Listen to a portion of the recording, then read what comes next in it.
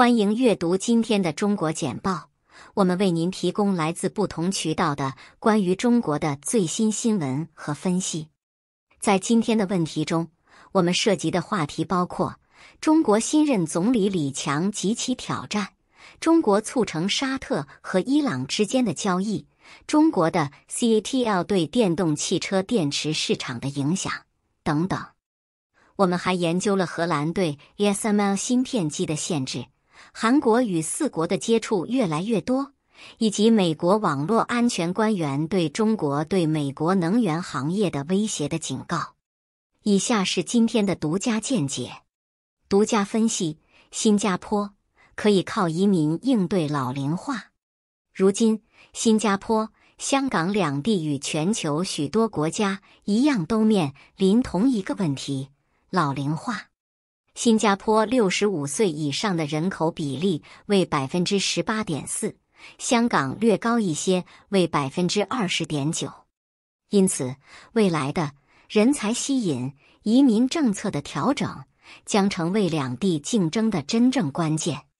而这其中，我们会发现一些本身的优势可能在未来变成劣势，而本身的劣势可能反而会给未来提供某种机会。新加坡得益于其政府高超的管理智慧，享受了社会的长期稳定，而其公共房屋政策是其中的核心。这里就不详细介绍新加坡的组屋政策了。新加坡的公共房屋与私人房屋的居住人口比为 80%、20%， 这极大程度地降低了因住房无法解决而引起的贫富差距矛盾。另一边，虽然香港的公共房屋政策与新加坡同时期制定，但其实施方式和机制都与新加坡不同，而后来香港的发展速度超出预期，尤其是几次人口的大量涌入，使得房屋供应远不及人口增长，加上回归以来港府治理无方，土地政策失败，造成了今天香港严重的社会矛盾和住房环境的落后。香港公共房屋与私人房屋的居住人口比 46%、54%， 2022年，而同时每年公共房屋供应严重不足，市民入住公屋的轮候时间，俗称上车时间，长达 5.5 年。香港房屋署2022年还不算上其中很大的运气成分，这是香港社会矛盾的主要症结之一。在这个方面，两地的优势和劣势清晰可见，然而这些因素在未来可能起到相反的效应。为了应对人口老化，两地同样面临移民政策调整和人才的引进。而新加坡正是因为房屋政策太过优秀，社会稳定来之不易，因此人才引进的步伐会非常谨慎。疫情3年来涌入的移民大多都是高净值的投资型移民，并不真正解决未来的老龄化问题。改变老龄化人口结构在于鼓励本地生育，在于吸引年轻移民，也就是通过就业签证、技术移民和各种优秀人才计划吸引海外人才。然而，这些新移民的房屋供应仍将是新加坡政府的关键考虑。不管是私人房屋市场还是公共房屋市场，都需要为新移民人口提供尽量足够的居住单位，而同时这个增幅不能打乱目前难能可贵的住房平衡和社会和谐。新加坡政府一直也是这样做的，其永久居民人口常年保持在50万左右，因此未来靠移民策略来应对老龄化将面临很大挑战。新加坡取代香港真有可行性。系列之3，本文作者深野雅卫投资家，同时也是中国简报的特约分析专家。金融时报，从求购特斯拉到习近平的得力助手，李强的中国总理之路。中国新任总理李强在接替李克强时，面临着艰巨的工作任务。中国由债务推动的增长模式陷入困境，需要进行改革。本周宣布的国家全面改组也需要监督。李强还必须管理他的上司习近平。习近平主席在打击互联网公司和“一带一路”管制等问题上的突然政策变化，让投资者感到不安。李强作为共产党在上海的书记，其亲商的资历将受到考验。中国经济面临许多挑战，包括美国的制裁、房地产危机和中国的老龄化。与习近平核心圈中的许多人一样，李强的迅速崛起归功于他与中国领导人的密切联系。上海美国商会负责人 Eric 说，鉴于李克强在领导中国最发达的区域经济，并有来自私营、外资和国有企业的重要贡献方面的经验，他具有领导新政府的独特优势。然而，在去年他实施了中国最严格的，而且在许多人看来是管理不善的封锁后，他的执政成绩受到质疑。《纽约时报》：中国促成的协议颠覆了中东外交，并对美国构成挑战。中国促成了一项恢复沙特阿拉伯和伊朗之间关系的协议，颠覆了传统的中东联盟，使美国处于被动地位。美国对重建外交关系表示欢迎，但私下里表示对这一突破的评价过高了。分析家们说，目前还不清楚这种和解会走多远，以及它是否会结束敌对状态。这项协议是在沙特人寻求比美国准备给予的更多回报，以开放与以色列的正式关系，以及在伊朗深化与中国和俄罗斯的关系之际达成的。《华尔街日报》：中国新任总理李强得到习近平的青睐。中国新任总理李强让许多人感到惊讶。自从去年秋天成为共产党的第2号人物以来，李强在将中国从清零中走出来，并将政府的重点重新放在经济增长方面，发挥了主导作用。这在企业家、投资者和政治分析家中激起了谨慎的乐观情绪，认为他可能够对习近平施加温和的影响。李强与习近平的密切关系可以追溯到2000年代初，这使得许多政治观察家猜测，他将或多或少地成为中国领导人的附庸。然而，在过去几个月里，李强在制定党的一些最重要的决策方面发挥了主导作用，利用他与习近平的信任，收回了可能对经济造成更持久损害的政策。李克强与其他高级领导人进行有效合作的能力，是找到一条摆脱清零道路的关键。他得到了中国最高经济规划机构负责人何立峰的帮助。何立峰于10月加入了由24名成员组成的党的政治局，他们共同起草了一份计划，从监管转向鼓励经济增长。在更广泛的经济政策方面，李强建议中国监管机构放松对互联网巨头的控制，以增强信心。李强还向商界精英做出了姿态，保证政府对私营部门的支持，同时试图说服那些在大流行病期间逃往国外的人返回中国。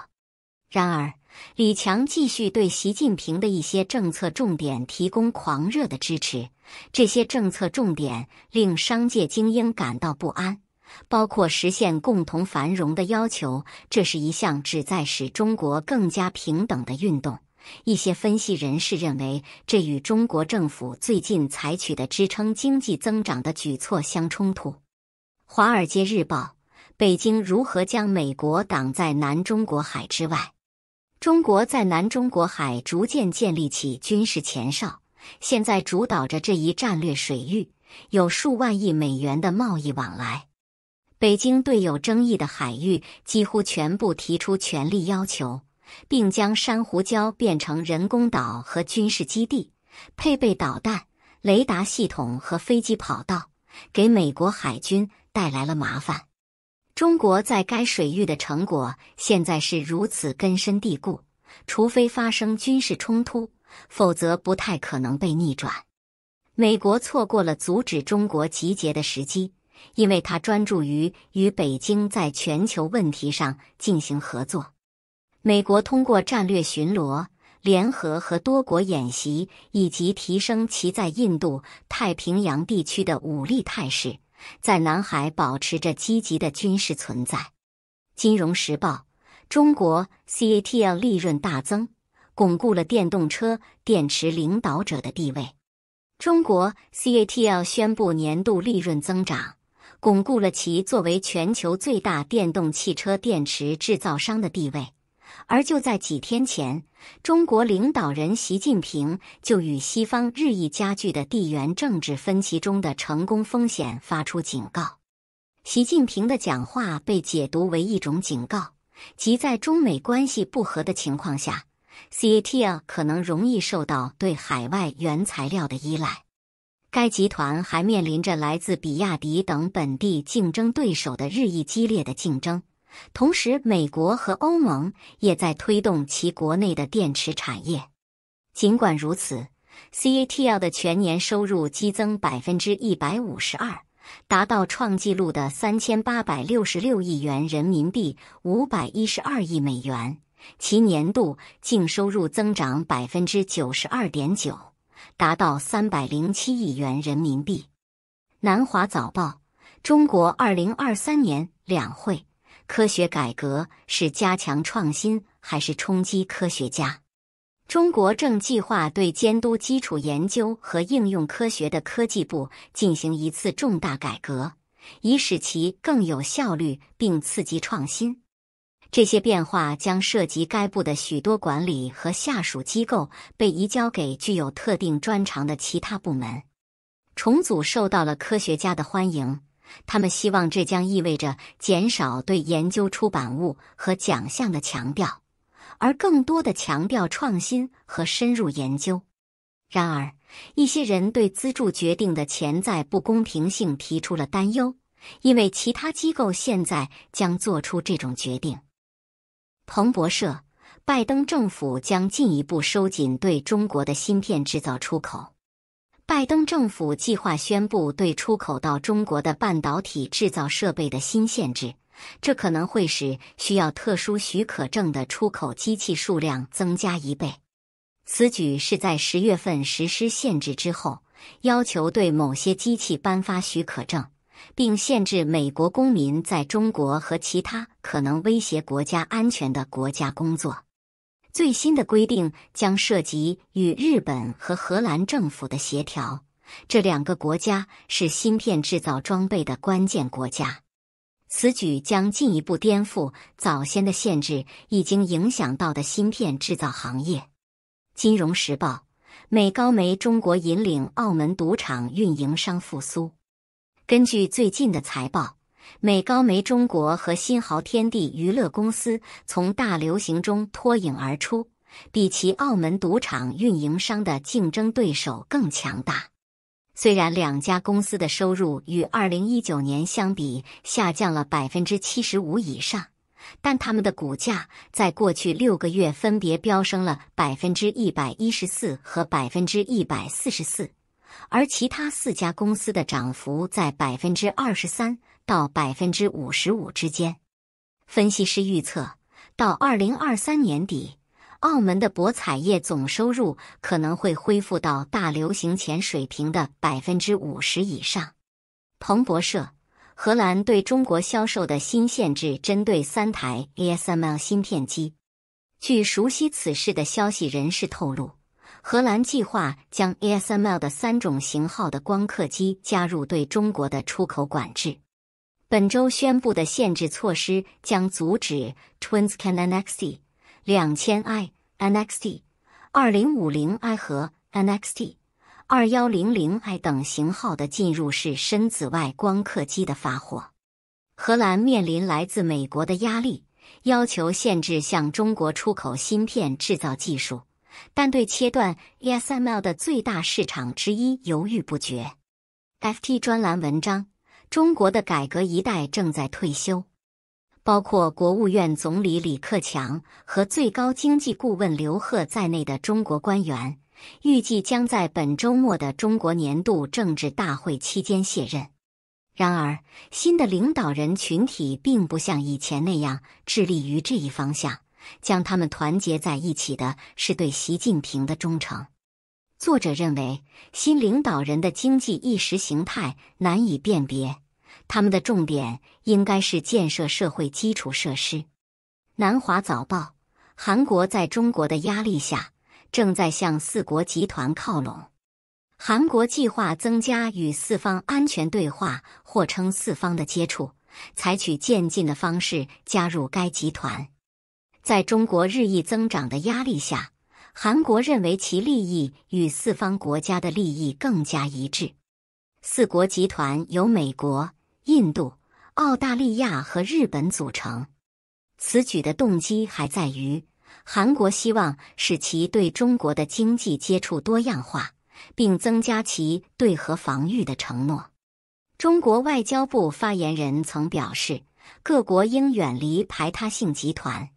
彭博社网络安全官员说，中国是美国能源行业的大威胁。美国网络安全和基础设施安全局局长伊斯特利警告说，美国能源行业需要保护自己免受来自中国的网络攻击。他说，在俄罗斯对乌克兰的战争中，中国的网络攻击比俄罗斯的攻击更令人担忧。伊斯特利在标普全球公司举办的 CERAWeek 上发言时表示，中国需要将美国的基础设施置于危险之中，以增加对台湾的成功机会。他补充说，许多能源公司需要建立冗余和手动覆盖，以抵御攻击。公司高管必须将国家安全作为公司治理的一个问题来接受。路透社：硅谷银行的中国合作伙伴敦促冷静，称业务未受影响。上海浦东发展银行表示，其与硅谷银行 SVB 在中国的合资企业没有受到 SVB 动荡的影响，并敦促客户保持冷静。SVB 的流动性问题在中国引起了关注，因为该合资企业一直在积极向无法从传统银行贷款的初创企业和基金放贷。一些专注于中国市场的风险基金已经联系了他们的投资组合公司，以衡量他们在 SVB 的风险敞口有多少。谢谢大家收看，欢迎给我们节目点赞。